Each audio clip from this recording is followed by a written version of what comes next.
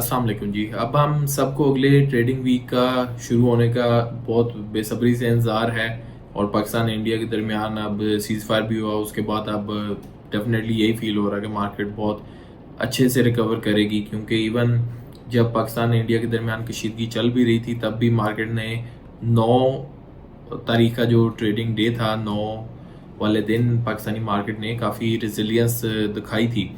तो अब इस वीडियो में बस आपके साथ मैं कुछ ये डिस्कस करूंगा कि क्या मंडे को हमें बाइंग करनी चाहिए या नहीं करनी चाहिए। मैं अपना ट्रेडिंग प्लान बना रहा था, मैं सोचा कि आप लोगों के साथ भी ये डिस्कस करूं ये सारी चीज़ें जो हैं इधर।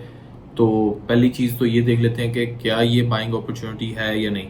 मैं अपने चैनल पे बहुत फोकस करता हूँ लॉन्ग टर्म इन्वेस्टिंग के हवाले से बात करने पे, और मेरा अपना फोकस भी लॉन्ग टर्म इन्वेस्टिंग पे ही है। और अगर कोई लॉन्ग टर्म के लिए बाय करना चाह रहा है तब तो बहुत सारे जो फंडामेंटली अच्छे स्टॉक्स हैं उनमें बाइंग अपॉर्चुनिटी है, अगर आप लॉन्ग टर्म के लिए देखने जा रहे हैं। और फंडामेंटली स्ट्रॉन्ग तो बहुत सारे स्टॉक्स हैं, लेकिन अलबत्ता जिन पे मेरी नज़र है उनमें माड़ी है, OGTCL है, एग्रो फर्टिलाइजर है, सिस्टम है। मेरे पोर्टफोलियो में नहीं है, लेकिन बहरहाल मैं अगले वीक में इस पर नज़र रखूंगा। मीज़ान बैंक है और भी बेशुमार फंडामेंटली बेहतर स्टॉक्स जो कि बहुत अच्छी अर्निंग पर शेयर भी दे रहे हैं और उनकी बाकी फाइनेंशियल परफॉर्मेंस भी अच्छी है। और ये एक अच्छा मौका हो सकता है कि आप दूसरे सेक्टर्स में भी डाइवर्सिफाई करें, क्योंकि स्टॉक्स तकरीबन सारे ही अपनी प्राइसेस से नीचे मिलेंगे। तो अगर आपने सोचा था पहले कि लॉन्ग टर्म इन्वेस्ट करने के लिए आपको एक और सेक्टर अंदर कोई ऐड करना था, जिस तरह मेरा ऑटोमोबाइल्स में कोई बहुत ज़्यादा एक्सपोजर नहीं है, ऑटोमोबाइल सेक्टर में सिर्फ एटलस होंडा लिमिटेड है, तो ये एक अच्छी अपॉर्चुनिटी हो सकती है कि आप दूसरे सेक्टर्स को भी देखें। अब शॉर्ट टर्म और जो डे ट्रेडर्स होते हैं या जो स्विंग ट्रेडिंग करते हैं उनके लिए कुछ थोड़ी सी चीज़ें थी। अलबत्ता मैं तो नहीं करता, लेकिन बात यह है कि अगर अपॉर्चुनिटी आती है तो अगर कोई अवेल करना चाहता है उसको करनी चाहिए। तो ये रिस्की हो सकती है, लेकिन जितने नॉर्मल दिनों में गेन मिलते हैं उससे ज़्यादा गेन्स बुक करने की ये एक अपॉर्चुनिटी रहेगी। तो लेकिन ये हर कोई नहीं कर सकता डेफिनेटली। जो डे ट्रेडिंग करता है और उसकी पहले से ही एक हैबिट है, उस वो पैटर्न्स आइडेंटिफाई करता है, उसको पता कि मार्केट किस तरह मूव करेगी, किस टाइम पे क्या नॉर्मली ट्रेंड रह रहा होता है और न्यूज़ किस तरह अफेक्ट करती, तो उनके लिए तो ये एक ल्यूक्रेटिव अपॉर्चुनिटी हो सकती है। कल नहीं बल्कि ये अगला सारा वीक जो आने वाला है, कंसिडरिंग के पाकिस्तान इंडिया के दरमियान जो पॉलिटिकल मामला हैं दे रिमेन कांस्टेंट अभी जो स्टेट चल रही है। और बाकी अगर किसी ने डे ट्रेडिंग करनी है, शॉर्ट टर्म ट्रेड्स लेने हैं, तो हाई लिक्विडिटी स्टॉक्स में लेना ही मैं सजेस्ट करूँगा। वो इस वजह से कि अगर फ़र्ज़ करें कि किसी स्टॉक में लिक्विडिटी कम है और उसकी प्राइस वेरिएशन बहुत ज़्यादा है, और जब आपने सेल करना होगा तो आपको उतनी लिक्विडिटी अगर ना मिले तो then it would be a problem. तो हाई लिक्विडिटी स्टॉक्स में ही देखिएगा।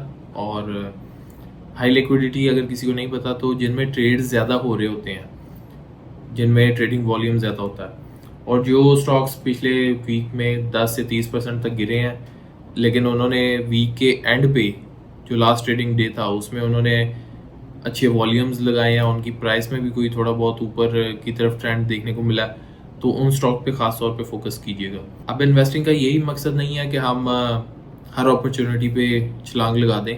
अपने पैसे को, अपनी वेल्थ को प्रिजर्व करना भी मकसद है।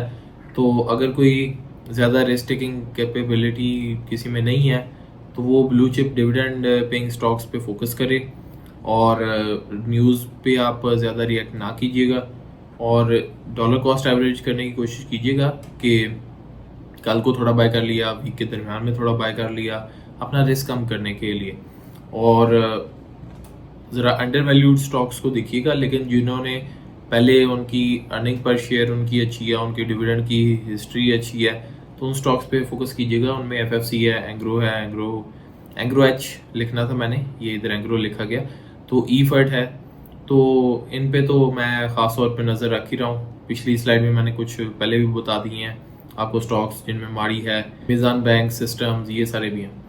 तो सिस्टम जो है उनका डिविडेंड कोई खास नहीं, लेकिन बहरहाल एक ग्रोथ कंपनी है तो उस पर भी आप नज़र रख सकते हैं।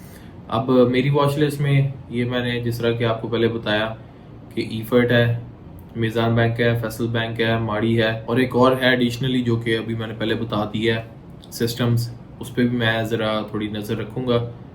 तो ये मेरी वॉच लिस्ट पे होंगे, लेकिन अलबत्ता इनमें अगर अपॉर्चुनिटी ठीक लगती है तो ये वाले जो हैं इनमें मैं बाइंग करूँगा। सिस्टम्स अभी टेक सेक्टर में मेरे पोर्टफोलियो में कोई स्टॉक नहीं है, तो वो एक सेपरेट चीज़ है, उसको अभी मैं देखूँगा। लेकिन मेरी प्रायोरिटी होगी कि इनमें मैं अगर अपॉर्चुनिटी नज़र आती है तो बाय करूँ, नहीं तो ज़रूरी नहीं है कि आप कल बाय करें, मिड वीक एंट्री भी आप ले सकते हैं जो कि आगे। तो कल अपॉर्चुनिटी भी है, रिस्क भी है।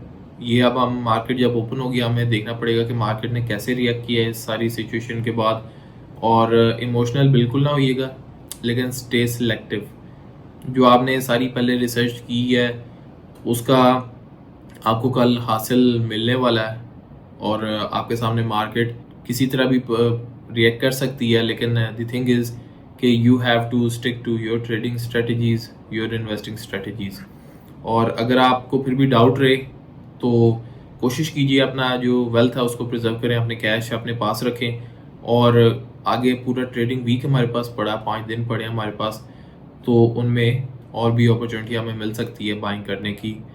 तो that's all from my side. मुझे लगता है कि मैंने एडिक्वेटली आप सबको कन्वे कर दिया होगा कि कल हम अपना क्या प्लान रख सकते हैं। मैं अगर ट्रेडिंग करूंगा या मैं अगर इन्वेस्टिंग करूंगा तो मेरा प्लान ये था, और होपफुली जो मैंने सोचा आपके साथ मैं अच्छे तरीके से कन्वे भी कर पाया हूँ। और वीडियो यहाँ तक देखी तो मुझे लाजमी बताइएगा कि कल आप ट्रेडिंग के लिए कौन से स्टॉक्स पे नज़र रख रहे हैं, ताकि हम एक दूसरे से कुछ डिस्कस करके कुछ और चीज़ें भी हम आइडेंटिफाई कर सकें, कुछ और अच्छी अपॉर्चुनिटीज़ आइडेंटिफाई कर सकें, और अगर कोई सही अपॉर्चुनिटी नहीं है तो उससे हम बच सकें। वीडियो यहाँ तक देखी तो बहुत शुक्रिया। स्टे ब्लेस्ड, मिलते हैं किसी और वीडियो में।